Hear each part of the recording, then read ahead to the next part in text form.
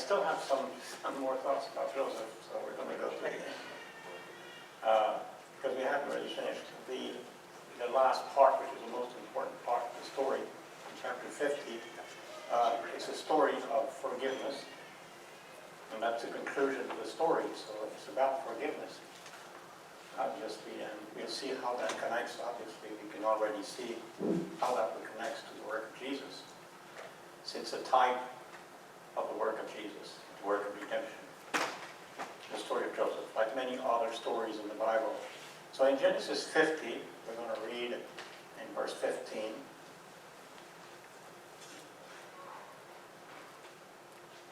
When Joseph's brothers saw that their father was dead, they say, "It may be that Joseph will hate us and pay us back for all the evil that we did to him." So they sent a message to Joseph saying, "Your father gave this command before he died. Say to Joseph, please forgive the transgression of your brothers and their sin, because they did evil to you.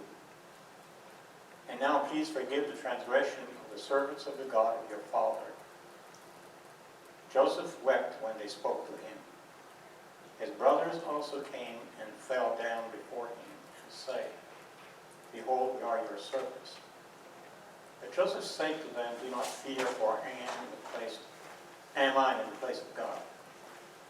As for you, you meant evil against me, but God meant it for good, to bring it about that many people should be kept alive, as they are today. So do not fear, I will provide for you and your little ones." And thus he comforted them and spoke kindly to them. So there is a very important parallel, of course, many parallels here with the work of Jesus. First of all, we see that the father here, Jacob, is the one who commanded this to be like that. And he's the one who told them, "Please forgive the transgression of your brothers and their sin, because they did evil to you." Well, we see here the connection between the father, Jacob, and Joseph, and how the two are working together.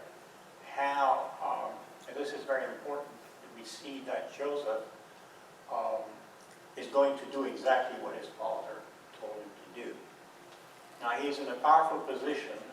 He could easily get revenge if he wanted to against his brothers.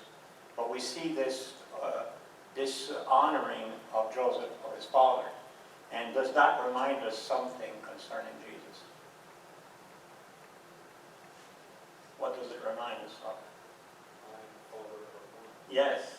And I came to do the will of my Father. I have food that you don't know about. He says in the book of John, that food is to do the will of my Father. And so we see that everything that Jesus does, he does according to what God has told him to do. He's not doing his own thing. You remember that before the crucifixion, Jesus prayed in the Garden of Gethsemane, saying, "Not my will, but your will." And so that was always what Jesus was about, doing the will of his Father. And now, that's one thing, but we see also the central idea here of what the Father wanted. What did the Father want? Before he died, I mean, it's interesting because really this is the last message. It's the last thing that he ever communicated to his son, Joseph, that he hadn't seen for so long. What is this? What did he really want from Joseph? He could have said a lot of things to Joseph. But what is the thing that he wanted Joseph to know and to do? To bring about reconciliation. Exactly. To bring about reconciliation. Now remember how they treated him. Remember they wanted to kill him. And we see that Joseph has no bitterness. But we have to see also that he's doing the will of his Father. He's honoring also his Father by doing that. It's not just his own thing. It's what the Father wants from him. But he is agreeing with that, of course. So it's really a story of transgression, and a story of forgiveness. And you see those words that are powerful here, the words that we find throughout the Bible, connected to the plan of redemption. We have forgive, we have transgression, you have sin, and you have they did evil. It's repeated, forgive, transgression. And so we have these strong words that really are essential part of understanding what Jesus came to do. I am not sure, but if you went out into the streets, maybe not here, but let's go to California, maybe on the coast somewhere. You're walking along the beach or somewhere, and you start asking questions to people who are walking their dog out there, and you ask them this question: why do you think Jesus died on the cross? Everybody knows that Jesus died on the cross. I'm not sure that you would find out of 100 people, 1 or 2 that would know the answer. I'm not sure you would. I say California, it could be another place, because I just chose like that, because out there's a lot of people that just, are not very religious, maybe New York or other places. Maybe Abilene would be the same. But if we ask the question, why do you think Jesus had to die on the cross? Well, what was the point? I'm sure a lot of people would not know what to answer. And because they don't really know. They don't really connect the cross to the question of sin. First of all, do they even know that sin exists? Is there such a thing as sin? If you were to ask again, you're walking on the beach there or somewhere in California, people walking their dog or just walking along, and you were to ask them, do you think you're a good person? What do you think most people would answer? Yes, I'm pretty good. Do you think that when you die, you're going to go to heaven? Well, I think so, because I'm a pretty good person. I think that would be the majority of people, which means that they don't connect their sin to their lostness, and their lostness to even their condition, their afterlife. People don't make those connections. So the story of redemption is really, here we have it. It's the story of forgiveness and the story of sin that has been forgiven. And of course that is called by different terms in the New Testament, and it's several words that are used. One of the words is propitiation, that word, complicated words, mainly in Hebrews. Propitiation actually is a word that means to make peace, to bring peace. It's the peace between people or human beings and God. So Christ is our propitiation.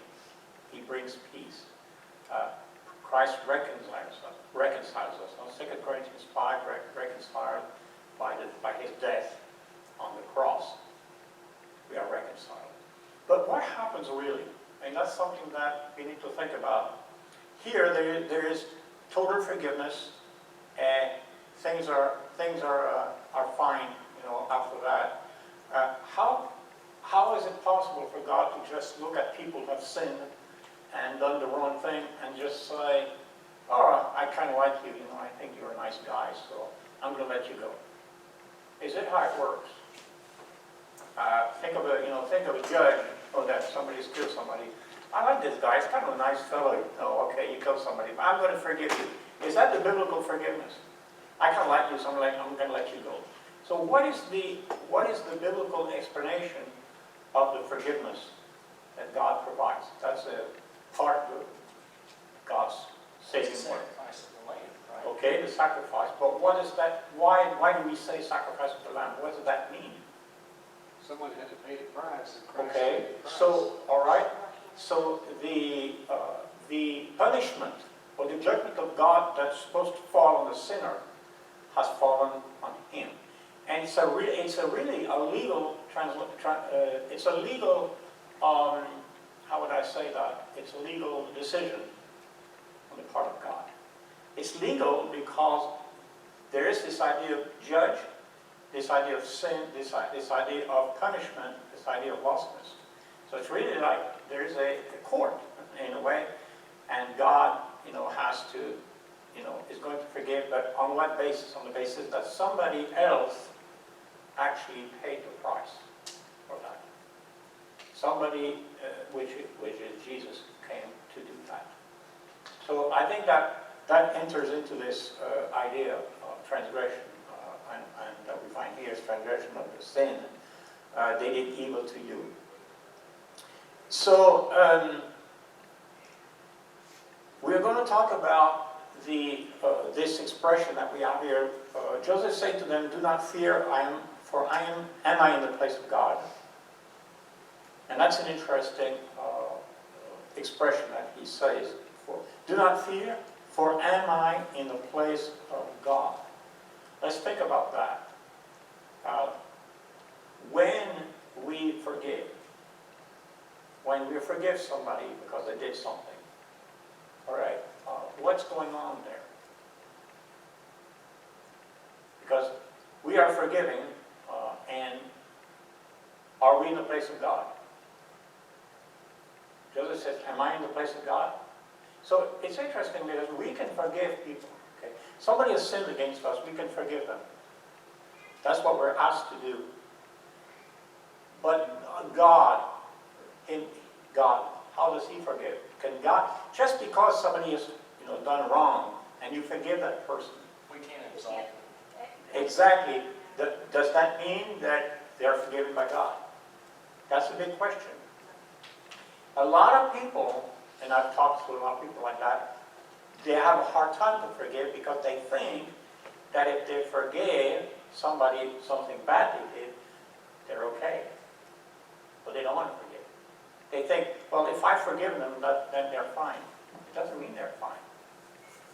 God's forgiveness and our forgiveness are two different things. And we can forgive because we know we have God who's going to take care of anything, of the situation. He's going to take care of it. But it doesn't mean because we forgive that everything's okay with those people. And I've had a lot of discussions with people like that, with talking about many things. Like what happened, with the Nazis, the Jews, and all of that. My mother was in a concentration camp when she was 18, and she would never want to hear about, forgiving the Nazis or anything like that. She would never want to hear that. But the reason that it's difficult is because they think that we're saying that, well, just forgive those people, We're saying, well, then they're fine. They're okay. But this is not the same. Yes? So, I've heard people say the unforgiven sin. What do they mean by that there's one unforgiven sin? There is one sin that Jesus talks about that it cannot be forgiven.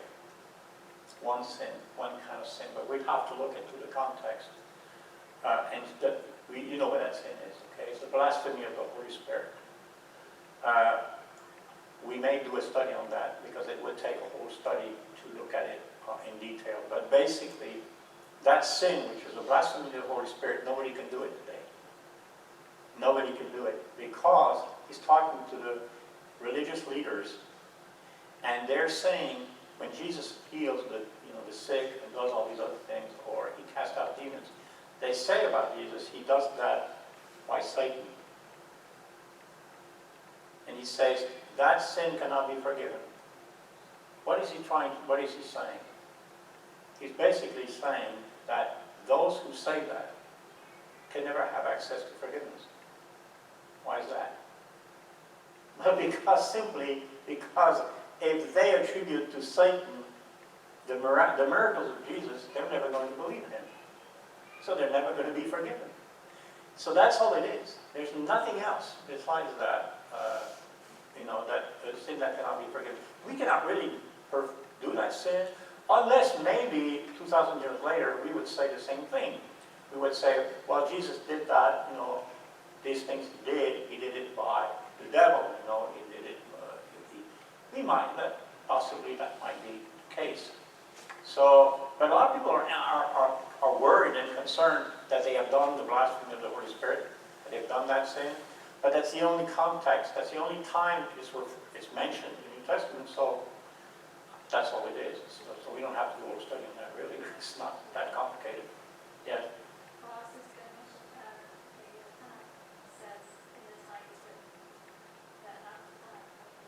Talmud.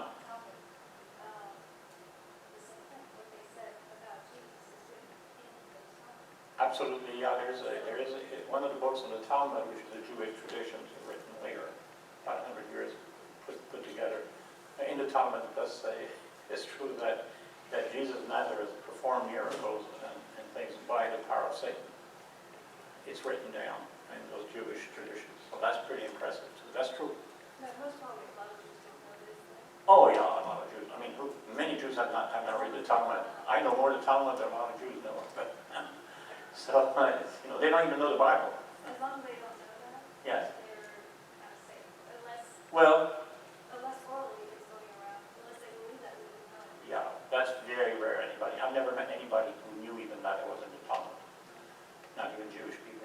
Well, and John, Yeah. just real quick, I think one point about forgiveness, right, is just because we forgive somebody, it doesn't mean they're forgiven by God. Yes. They have that avenue to take care of that themselves. Right. Yes. If we harbor that Yes. ourselves, Right. then we are sinning ourselves, and Right. it eats us alive. Yes. But if we can let that go, Yes. and they have the avenue through Jesus Christ Of course. to reach out and reach for And we know forgiveness, that. even if we don't forgive them, Right. God will forgive them.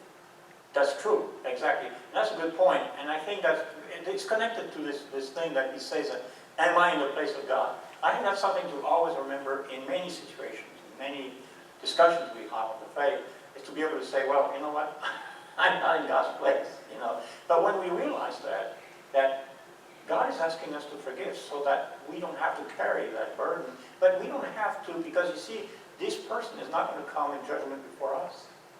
We're not going to judge these people at the last day. We're not going to decide for them. So why do we have to decide? Because when we don't forgive, we're deciding. We're making a decision. But we don't have to do that because we can let God make that decision. And yes, you're right. And there's always, as long as they're alive, always a chance, an opportunity for them to be forgiven. And I think also that when we forgive, we are preaching in that way. We're preaching the forgiveness of God. And Jesus said, remember that in Sermon on the Mount, actually in the longer version of the Lord's Prayer, that if we forgive those who have sinned against us, so that God will forgive us. So that's really important too. Well, and he Yeah. also says, either in that place or another place, Yeah. if you don't forgive, Yeah. God will not forgive you. Right. That's right. He gets very specific. Yes. Exactly. And I think, by and large, I think he kind of nailed it where, forgiveness, offering forgiveness, it might do something to the other person. If I forgive you, It might. do something for you. It might be wonderful. Yeah. It's really about me exposing myself, keeping my heart tender, keeping my heart soft. Absolutely. Because if I harbor this, like Yeah. you were saying, over time, I'm just going to get bitter. My heart's going to shrink. It's going to become a stone. Yeah. And I will be of no use to anyone. In fact, I might even start creating division. I might. Because of I might. my heart is so hard now, Right. because I Yeah. did not forgive. Right. It just creates more and more challenges. Right. It's like throwing the stone into the water, that ripple, it's just going to grow. Yeah. But forgiveness is so important. It is. And also, forgiving is not saying nothing wrong was done. A lot of people think that's what it is. Oh, you're saying that it was okay. No, I'm not saying that. It's wrong, it's still wrong. People do the wrong thing, it's still wrong, it's still sin. I think these are things that are important for people to understand so they don't get confused in what really is, what we have to do maybe a study on forgiveness actually, because there's a lot of different things like that maybe it would be good to look into actually. That might be an idea for later on. Yes. I think that when people don't forgive, they could resemble like people of the world in that particular behavior, because what the world does is not only they don't forgive, but they do like for like. Oh, yeah. Of course. The theory. Yeah, revenge. Human. Without Christ, that's how it always was. Oh, yeah, of course. Getting even was the thing. Sure. And that didn't allow for any renewal relationship. Maybe there was misunderstanding. Maybe there was Right. something not in that way. Right. And in Africa, this is, even to this day, it was like how the missionaries had this epic story of how the water was so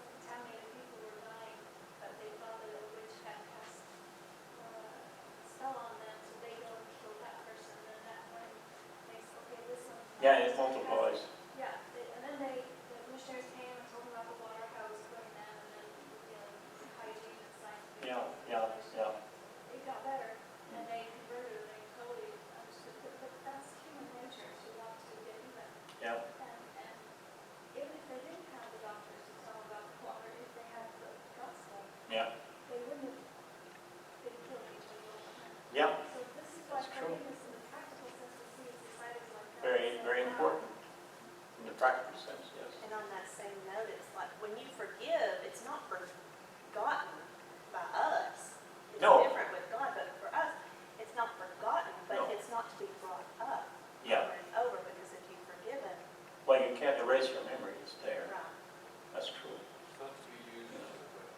yeah. Yeah, that's right. And again, I think the key there is that other person could have gone directly to God and repented, Yeah, changed, yeah, and their heart's right. yeah. They are good. Yeah, that's They're true. doing They this. could have, that's true. Yet, this is a poison affecting me Right? because I'm not willing to forgive, Yes, right, and give that up. yeah, So I think it's true. very powerful and important. They could have, If they haven't gone, yeah. and we don't know their hearts. We right? don't know, and they might in the future. Which is That's why I think it's one of the reasons why taught is so important to try to go to that person. Whether you've been wronged or whether you're the person doing the wrong, is to go to one another. I mean, we see this with David and his brothers. Go to that person, and maybe the result is both of you are weeping within minutes, but that relationship is saved, right? Otherwise, that relationship, like I said, potentially it would just continue to dissolve and fester and be replaced. Yeah, that's true. That's a good point, because they are actually coming together. That's an important part of the story. Well, that's what Jesus. That's teaching, right. And, you know, if Yeah. you have something against, Yes, leave your gift and go to your brother. that's true. So that's very, very true. There needs to be open communication and not run away from the conflict that's there. I don't, the important thing here, God meant it for good. And here's the point. He meant it for good, but for what reason? Is it just because he meant it for good for Joseph? A lot of people think those verses are what it means. Somebody hurt me, but God meant it for good, so I'm going to be okay. It's not what he's talking about here. He's talking about something else. What did God mean it for? What was the purpose? He says it was to bring it about that many people should be kept alive as they are today. So the whole story of Joseph being mistreated, almost killed by his brother, he was brought to Egypt, went into Potiphar's house, went into prison, then became the right hand of Pharaoh, and took care of that. The whole point of all of that story, so that people wouldn't starve. That's what it says. God wanted to bring that situation so that this man Joseph would be there at the right time to prevent all people from starving, that they would be kept alive. So now, when Joseph was going through what he was going through, okay, when he was thrown into a pit, when he was thrown into prison, did he know that? Did he know that? That he was going through these things so that people wouldn't starve? He had no idea. At all. He had one vision, right? Yeah. They wouldn't be able to. He knew that, but he didn't know the most important part. Right. Which is more important than the fact that his brothers knew before him. The more important part, that is the whole point. What God wanted to do is preserve all these people in Egypt, and Egyptians included, and his family from starving. Now, there are many reasons for that. But one reason, especially in the case of Jacob and his family, is that Jacob was carrying the promises of God. And they could have disappeared. They could be wiped out by this not having food. And so God preserved his plan so that the plan would be carried out through the descendants of Jacob. Abraham, Jacob, Isaac, Jacob. And in the Old Testament, we have a number of examples like that where things happen in order to preserve the existence of God's people, because they could be wiped out. We know there's a whole book on that. It's called what? The book of Esther. They wanted to wipe them out, and it happened several times. Even the descendants of David were wiped out at one point. there was nobody to succeed on the throne of David. Or just one. One who was alive, and he was able to survive. So that's often that happened. So there was a lot of things going on to prevent God's plan from happening. Now, notice that he says to bring about that many people should be kept alive as they are today. Now, who are these people? They are the Egyptians, number one, and they are the descendants of Jacob. What does that make us think about when we think of Jesus? And that's goes along with the whole thing that we have from the beginning in Genesis. When there's the fall in Genesis chapter 3. God already, in the beginning there, in Genesis 3, when the fall happens, already makes a promise that the descendants of the woman, the children of the woman, would crush the head of the serpent. There would be victory over Satan. There is a plan of God to give victory to humanity. There's no Israelites at this point. You don't have Israelites. There's no Israelite in the book of Genesis. They don't exist. There's no such thing. Abraham is not an Israelite. What is he? He's a Chaldean. He's a Babylonian. Chaldean is the same thing. So God creates a people, okay? He creates a people through these events. And so the descendants of Jacob, or Israel, is another name God gave them, become Israelites. They become a nation. Actually become a nation at a specific point of time when they come out of Egypt. Because when they come out of Egypt, God makes a covenant with them. Only when God makes a covenant with them are they a nation. In covenant with God. Before that, they're just people, descended from a Chaldean guy, Abraham. They're just, nomads, shepherds, people going around. But they are still descendants of Abraham. So, in the beginning, God shows his concern for human beings in general. It's not, we read about Israel, we see God's place, Israel's place in God's plan. But from the beginning, it's not an afterthought. Now, a lot of people have taught that this idea that the Gentiles, would be saved and all of that is an afterthought, that they shouldn't be, because it's all about Israel. That's ridiculous, because God's thinking about human beings is from the start. In fact, even the name of Eve shows that. Adam called this woman that was made out of his rib, he called her Eve. Why? Because Eve means something in Hebrew. What does it mean? Mother of all the living. Something like that. It's a word that's close to the word life or living. So we see that just by her name, she's the mother of all the living. We see God's concern for all the living, for all the people, for all the nations, for all people going to be on earth. And I think in this story here, in the end of Genesis, we see that again, because we see in the story of Joseph how God is concerned that even the Egyptians would not starve, all these people out there, and of course, the family of Jacob. It's not just about saving from starvation the descendants of Jacob. It's also saving from starvation the Egyptians. In fact, when they leave Egypt in Exodus, something that sometimes we don't notice is that a lot of people from Egypt go with them too and join themselves to them. And later on, this is something that sometimes people don't realize, later on, even in the law of Moses, in the law of Moses, it's possible for anybody who is a Gentile to come into Israel and say, I would like to be part of your people, God planned that it's possible for that person to be part of the people of God. We have an example of that. We know who that is, Rahab. And she was a Canaanite. Her and her family are saved and became part of the people of God. And we have different examples in the Old Testament of that. The Jebusites, another example. The Jebusites were Canaanites. The Jebusites were integrated into the people of God at some point.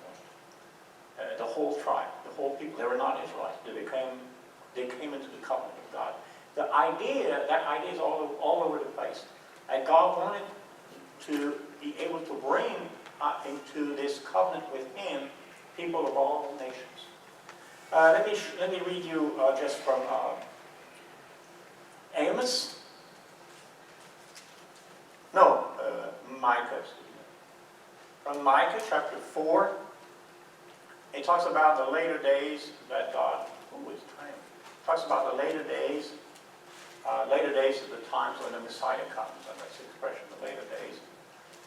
It shall come to pass in the latter days that the mountain of the house of the Lord shall be established as the highest of the mountains, shall be lifted above the hills, and peoples shall flow to it, and many nations shall come and say, Come, let us go up to the mountain of the Lord, to the house of the God of Jacob, that He may teach us His ways, that we may walk in His path.